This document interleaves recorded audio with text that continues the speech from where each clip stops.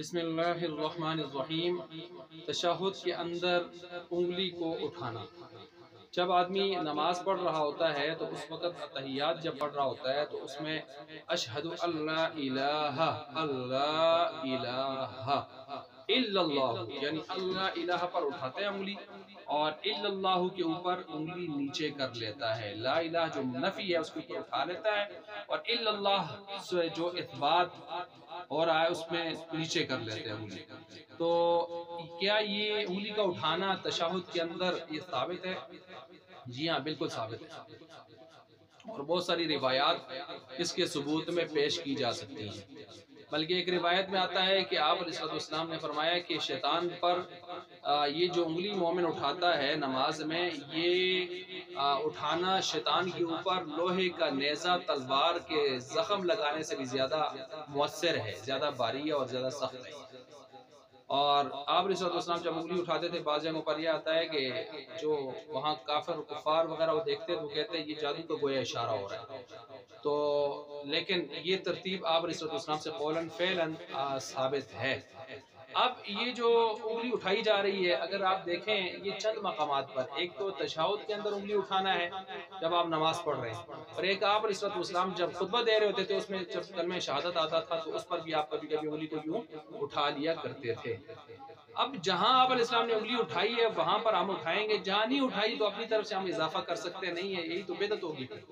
मिसाल के तौर पर जब आप वज़ू कर लेते हैं, वज़ू करने के बाद आप खड़े हो जाते हैं और आसमान की तरफ रुख करके आप कलमे शहादत पढ़ते हैं ना, तो कलमे शहादत पढ़ने से क्या होता है कि इसमें आपके लिए जन्नत के 8 दरवाजे अल्लाह ताला जो है खोल लेते हैं, 8 दरवाजे खोल लेते हैं। लेकिन इसमें कुछ लोग ये करते हैं कि वो आसमान की तरफ रुख करते हैं और साथ ऐसे उंगली भी उठा लेते हैं कलमे शहादत पढ़ते हुए। अब बाज़ हज़रात मसलन अल्लामा तहतावी रहमतुल्लाह अलैह बड़ी शख्सियत है, उन्होंने इसको नकल किया है, वो उन्होंने क़ियास कर दिया कि आप इस्लाम जब कलमा शहादत खुतबे में पढ़ते थे या नमाज में पढ़ते थे तो उसमें उंगली उठाते थे, तो यहाँ पर भी उन्होंने उंगली उठाना या ऐसे करना उन्होंने कहा उठा सकते हैं हम।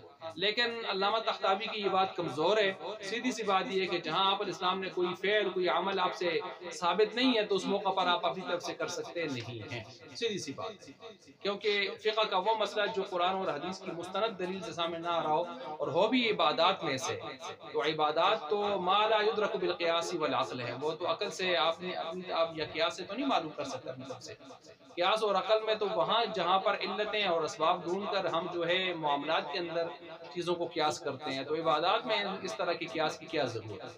तो लिहाजा वज़ू के बाद उंगली उठाना इस तरह जो है साबित नहीं है, इससे बचना चाहिए। अच्छा, अब ये तो उंगली उठाने का मसला हो गया नमाज के अंदर, इस पर बहुत सारी रिवायात हैं।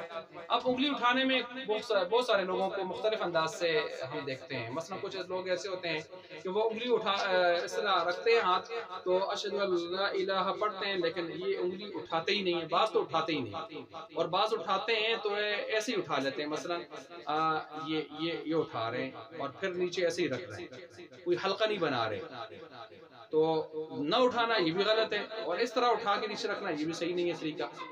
अब बाज़ क्या करते हैं, ऐसे हल्का तो बना लेते हैं, उठा लेते हैं, लेकिन उसके बाद फिर हाथ सीधा ही रख देते हैं, ये भी ठीक नहीं है, गलत है। और बाज़ ऐसे करते हैं कि हल्का बना लेते हैं और हल्का बना के ऐसे और उंगली को फिर नीचे रख देते हैं, ये ठीक है। और बाज़ हज़रात क्या करते हैं, उंगली को उठा लेते हैं और आखिर तक ऐसे हिलाते रहते हैं। हमारे यहाँ हदीस भाई वो कहते हैं, हदीस में आते हैं हरकत दी जाए, और हरकत तो वैसे भी जब आप उठाते हैं तो हरकत हो ही जाती है। तो इस तरह की हरकत बज़ाहिर समझ से बालतर है, अकल से भी बालतर है, तो वो इस तरह हरकत देते हैं। अच्छा, अब हमारे यहाँ ज़्यादातर जो हज़रात हैं वो यही करते हैं कि आपने हल्का बना लेते हैं, ऐसे उंगली उठा लेते हैं और फिर नीचे रख देते हैं। बहरहाल मुफ्ती रशीद अहमद लुधियानवी साहब, मुफ्ती आज़म पाकिस्तान वगैरह कुछ हज़रात के बारे में ये भी है कि वो इस तरह करते थे, उंगली को उठा लेते थे और फिर नीचे लाकर आधा इंच ऊपर ऐसे मुअल्लक कर लेते थे, ऐसे मुअल्लक कर लेते थे। तो फिर ये देखें ये खुद बहुत इसमें अर्थ है, थोड़ी थोड़ी हरकत आ रही है।